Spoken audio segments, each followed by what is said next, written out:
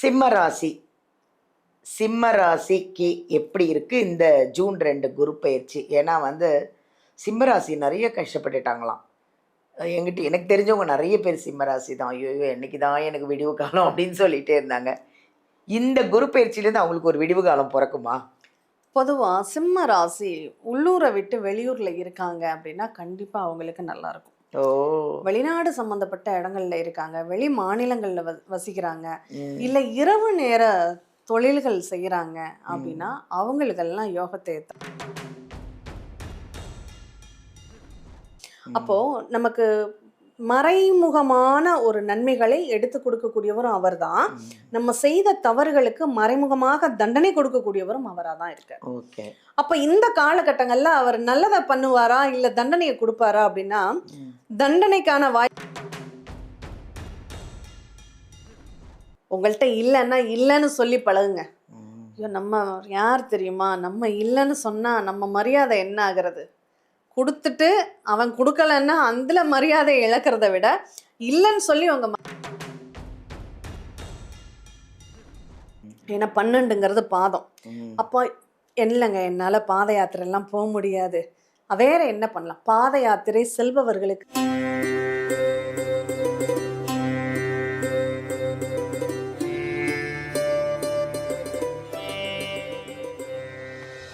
எல்லாருக்கும் வணக்கங்க. எங்கள் ஜோதிடர் யுகம் சேனல் அனைவருமே, அதாவது உலகத்தில் பார்த்துட்ருக்கிற அத்தனை பேருக்குமே முதல்ல ஒரு நன்றி அண்ட் வணக்கம். ஏன்னா இந்த ஜோதிடர் யுகம் சேனல் இந்த அளவுக்கு பிரபலமாகிறதுக்கு நீங்கள் வியூவர்ஸ் தாங்க முதல் காரணம். ஏன்னா நாங்கள் ஃபுல்லாக இந்த அஸ்ட்ராலஜர் ஃபுல்லாக ஆக்சுவலாக ஆன்மீகம் இது எல்லாத்தையும் நாங்கள் உங்களுக்கு நிறைய பகிர்ந்துக்கிட்டு இருக்கிறோம். இன்றைக்கி ஒரு அருமையான ஒரு ஜோதிடரை பார்க்க போகிறோங்க. அவங்க யார் தெரியுமா? ஏஎல்பி ஜோதிடர், ஜோதிட ஆசிரியர், ஸ்ரீகுரு டாக்டர் சாந்தி தேவி ராஜேஷ்குமார் அவர்களுங்க. ரொம்ப அருமையாக அவ்வளோ அழகாக உட்காந்துட்ருக்காங்க பிரகாசமாக. அவங்கக்கிட்ட இப்போ நம்ம இந்த ஜூன் 2 குரு பயிற்சிக்கு உங்கள் 12 ராசிக்கும் எப்படி தான் இருக்குது எல்லாத்தையும் அவங்கக்கிட்ட நல்லா பாசிட்டிவாக நிறைய விஷயங்களை நம்ம கேட்டு தெரிஞ்சுக்க போகிறோம். வாங்க அவங்கள சந்திப்போமா? வணக்கம் மேம். வணக்கம் மேம். ஜோதிடர் யுகம் நேயர்கள் அனைவருக்கும் வணக்கம். இந்த நாள் இனிய நாளாக அமைய வாழ்த்துக்கள். இந்த குரு பயிற்சிக்கு எப்படி இருக்குன்னு ஒரு 12 ராசியும் ஆசைப்படுவாங்க. இவ்வளோ நாள் நான் பட்டுட்டேன், இவ்வளோ நாள் எல்லாத்தையும் தாண்டி கஷ்டத்தெல்லாம் தாண்டி வந்துட்டேன், இனிமே தான் எப்படி இருக்க போகுது, எனக்கு ஏதாவது பரிகாரம் சொல்லுங்களேன், நான் எப்படி இருக்க போகிறேன்னு 12 ராசி அது பாருங்க ரெடியாக காத்துட்ருக்காங்க. ஸோ நம்ம 12 ராசியும் இந்த குரு பயிற்சி எப்படி இருக்குன்னு பார்க்க போகிறோம். கரெக்டாக மேம்? கண்டிப்பாக மேம். நிச்சயமாக எல்லாருக்கும் அவங்களுக்கான பலன்களை கண்டிப்பாக சொல்லுவோம். அதுக்கு முன்னாடி இந்த குரு பகவான் எங்கெங்கே இருந்தால் நல்ல பலன்களை தருவார் அப்படிங்கிறத பார்த்துடலாம். அவருக்கு ஒரு இன்ட்ரோடக்ஷன் கொடுக்குறாங்க. அரசருக்கு அரசரையும், அவதார புருஷரையும், அயோத்தி மன்னரையும் அடிமை தொழில் செய்ய வைத்த அமரகுரு பகவானின் அதிசயங்கள் உரைக்க கேளு. 2 5 7 9 இதமான அமரகுரு பகவான் இன்பம் தரும் 11 இருக்கும்போது இதுவெல்லாம் நடக்குமென்று இயம்பிடுவீர் உலகத்தார்க்கே. பஞ்சமெல்லாம் நீங்கிவிடும், பல கஷ்டம் மாறிவிடும், கவலையெல்லாம் தீர்ந்துவிடும், கடன் தொல்லையும் தீர்ந்துவிடும், மாறாத நோயும் மறைந்துவிடும், தீராத பகையும் தீர்ந்துவிடும், வாழ்க்கையில் வசந்தம் சேர்ந்துவிடும், பாக்கியங்கள் மெத்த உண்டு, பஞ்சனையும் மெத்த உண்டு, மாடுகன்று சேர்க்கை உண்டு, மாடி வீட்டு யோகம் உண்டு, கேட்டதெல்லாம் கிடைத்துவிடும், கெட்டதெல்லாம் நல்லதாகும், தொலைந்த பொருளும் வந்துவிடும், தொட்டதெல்லாம் பொன்னாகும் காலமப்பா. இதுதான் குரு பகவான் நல்ல இடத்துல இருந்தால், அதுவும் ஜாதகத்தில் 2 5 7 9 11 இந்த இடங்களில் இருந்தால் நமக்கு நல்ல பலன்களை நிறைய தருவார். இதுதான் வியாழ நோக்கம். குரு பகவான், குரு பயிற்சி, குரு பார்வை இது எல்லாமே இந்த இடத்துல இருந்தால் அவங்க நல்ல பாசிட்டிவான பலன்களை கொடுக்க கடமைப்பட்டவர் அப்படின்னு சொல்லியிருக்காங்க. அதனால அவங்கவுங்க ராசிக்கு எந்த இடத்துல குரு பகவான் இருக்குன்னு அவங்களே தெரிஞ்சுக்க முடியும். மேம், குரு பெயர்ச்சி 12 ராசிக்கு முன்னாடி இவ்வளோ அழகாக சொன்னீங்க பாருங்க. நான் அப்படியே மெய் மறந்து பார்த்துட்ருக்கேன். இவ்வளவும் போய் இந்த குரு பயிற்சி அவ்வளோ நல்லா இருக்கு இல்லை மேம்? பாசிட்டிவா. கண்டிப்பா. தேங்க்யூ. ரொம்ப சந்தோஷமா இருக்கு மேம் கேட்கறதுக்கே. எல்லாம் பாருங்களேன் வெயிட்டிங்ல இருக்காங்க. இந்த குரு பயிற்சியில ஒரு ரொம்ப விசேஷம் ஒண்ணு இருக்கு. என்ன அப்படின்னா, சொல்லுங்க மேம். அதி வல்லமையோட உச்சம் பெற்ற குருவாக செயல்பட போறாரு அப்படின்னு தான் சொல்லணும். ஏன்னா கடகராசி குருவுக்கு உச்ச வீடு அப்படின்னு சொல்லலாம். ஒரு குழந்தை அம்மா கிட்ட இருக்கும்போது ரொம்ப பாதுகாப்பாக உணரும். ம். ஒரு தைரியத்தோடு தன்னம்பிக்கையோடு இருக்கும் அப்படிங்கிறத, இந்த கடகங்கிறது சந்திரனுடைய வீடு, அது தாய்ன்னு நம்ம எடுத்துக்கிறோம். அங்க குருன்னா குழந்தைன்னு எடுத்துக்கிறோம். அந்த குழந்தை அங்க வந்து தாய் மடியில உச்சமாக இருக்கக்கூடிய ஒரு நேரம் இது. அப்போ அது சந்தோஷமா இருக்கும்.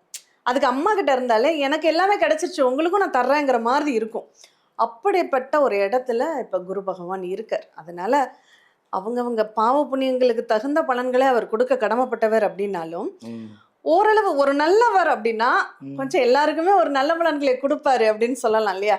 அவரால அவங்க இருக்கக்கூடிய இடம் சரியில்லாத இடமாக இருந்தாலும் பரவாயில்ல, என்னுடைய குணம் நான் கொடுக்கறது, அதனால நான் உங்களுக்கு கொடுக்குறேன் அப்படிங்கிற மாதிரி ஏதாவது ஒரு ரூபத்துல அவருடைய பார்வை பலத்துல அவர் கொடுக்கக்கூடிய வாய்ப்புகளை கொடுத்துரும். அப்ப இந்த கடகத்துல இருக்கக்கூடிய இந்த குரு பகவான் ஒரு 3 ராசிகளை சிறப்பு செய்வார். ஓ. ஏன்னா அந்த 3 ராசிகளை அவர் பார்ப்பார். அப்ப எந்த ராசிக்கு அவருடைய பார்வை விழுகுது அப்படின்னா, விருச்சிக ராசிக்கு அவருடைய 5வது பார்வை விருச்சிக ராசிக்கு இருக்கு. அவருடைய 7வது பார்வை மகர ராசிக்கு இருக்கு. அவருடைய 9வது பார்வை மீன ராசிக்கு இருக்கு. இந்த 3 ராசிகளுக்கும் அவர் ரொம்ப சிறப்புகளை பண்ணக்கூடியவராக இந்த குரு பகவான். குரு பார்வை தான் ரொம்ப சிறப்பு.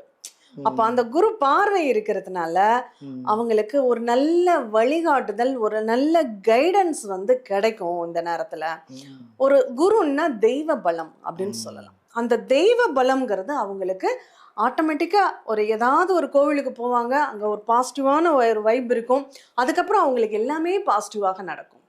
அந்த மாதிரியான ஒரு சூழ்நிலைகளை இந்த குரு பார்வையும் கொடுக்கும் அப்படிங்கிறத நம்ம புரிஞ்சுக்கலாம். சிம்ம ராசி. சிம்ம ராசிக்கு எப்படி இருக்கு இந்த ஜூன் 2 குரு பயிற்சி? ஏன்னா வந்து சிம்ம ராசி நிறைய கஷ்டப்பட்டுட்டாங்களாம். எனக்கு தெரிஞ்சவங்க நிறைய பேர் சிம்ம ராசி தான். ஐயோ என்னைக்கு தான் எனக்கு விடிவு காலம் அப்படின்னு சொல்லிட்டே இருந்தாங்க. இந்த குரு பயிற்சியிலேருந்து அவங்களுக்கு ஒரு விடிவு காலம் பிறக்குமா? பொதுவா சிம்ம ராசி உள்ளூரை விட்டு வெளியூர்ல இருக்காங்க அப்படின்னா கண்டிப்பா அவங்களுக்கு நல்லா இருக்கும். ஓ. வெளிநாடு சம்பந்தப்பட்ட இடங்கள்ல இருக்காங்க, வெளி மாநிலங்கள்ல வசிக்கிறாங்க, இல்ல இரவு நேர தொழில்கள் செய்யறாங்க அப்படின்னா அவங்களுக்கெல்லாம் யோகத்தை தரக்கூடிய ஒரு அமைப்பு உண்டு.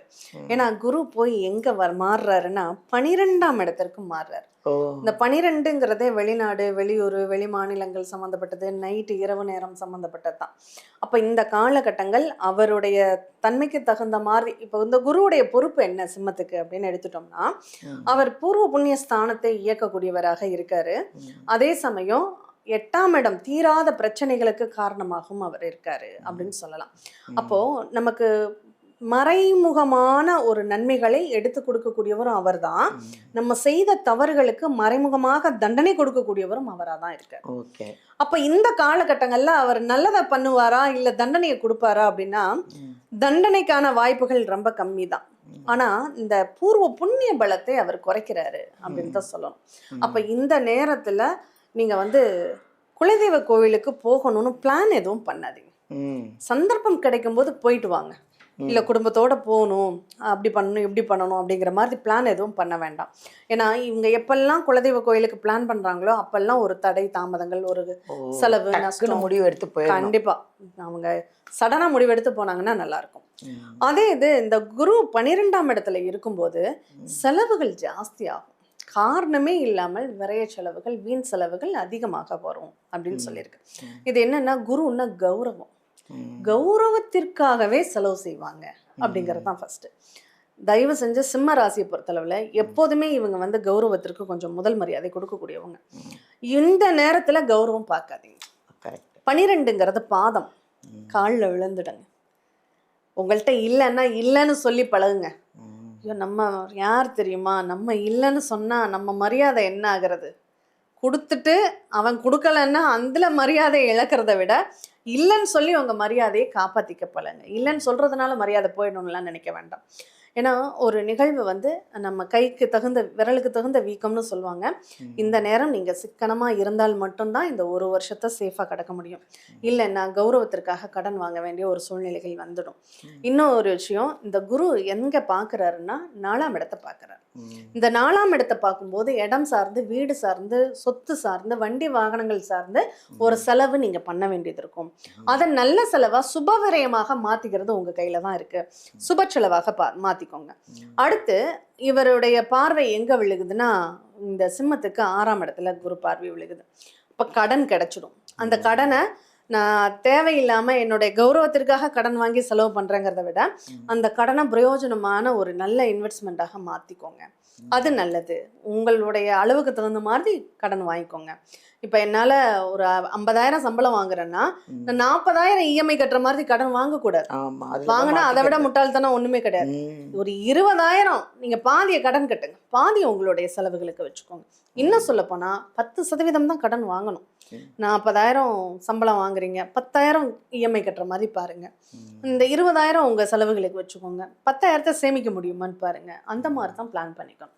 சரி, அடுத்ததாக உங்களுக்கு குரு பார்வை எங்க விழுகுதுன்னா உங்களுடைய 8ஆம் இடத்திற்கு விழுகுது.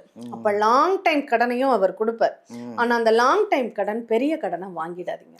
வாங்கினீங்கன்னா அது லாக் ஆயிடும். அப்போ அடுத்தடுத்து கட்டுறதுல கொஞ்சம் சிரமங்கள் ஏற்படும் அப்படின்னு சொல்லியிருக்கு. அதனால இந்த காலகட்டங்கள் ஏதாவது ஒரு கோவிலுக்கு பாத யாத்திரை போறீங்க அப்படின்னா ரொம்ப ரொம்ப சிறப்பு. அதுதான் பரிகாரமே. ஏன்னா 12ங்கிறது பாதம். அப்போ இல்லைங்க, என்னால் பாத யாத்திரை எல்லாம் போக முடியாது, வேற என்ன பண்ணலாம்? பாத யாத்திரை செல்பவர்களுக்கு சேவகம் செய்யுங்க. அவங்களுக்கு தானம் பண்ணுங்க, நீர்மோர் தானம் கொடுங்க. அவங்களுக்கு ஏதாவது தேவைப்பட்டாக்கா அவங்களுக்கு பண்ணி கொடுங்க. அது வந்து ரொம்ப சிறப்பான பலன்களை தரும். அப்போ இவங்களுடைய செயல் வந்து நிறைய தான தர்மங்கள் பண்ணுறதுல அவங்களுடைய நிகழ்வுகள் இருக்குது அப்படின்னா ரொம்ப சிறப்பாக இருக்கும். அதே மாதிரி இந்த சிவராத்திரி மாதிரி நைட்டு இரவு நேர விசேஷங்கள் வருதுல்ல, அதுக்கு கண் முழிக்கிறாங்க.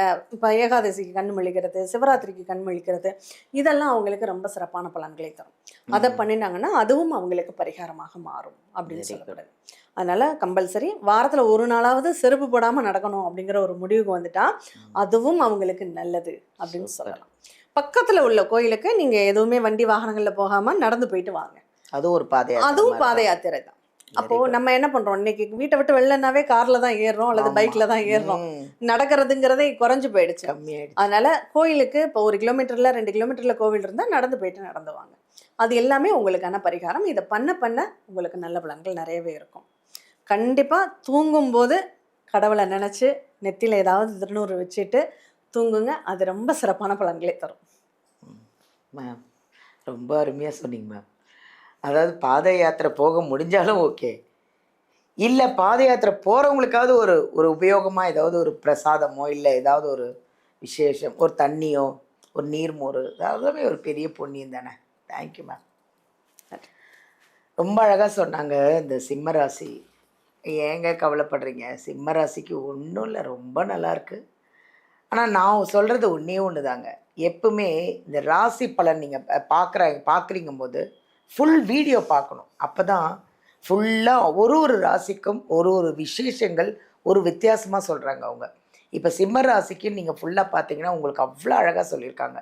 உங்களால் முடியாதது எதுவுமே இல்லை, அதை முடியக்கூடிய விஷயத்தையும் சொல்லியிருக்காங்க.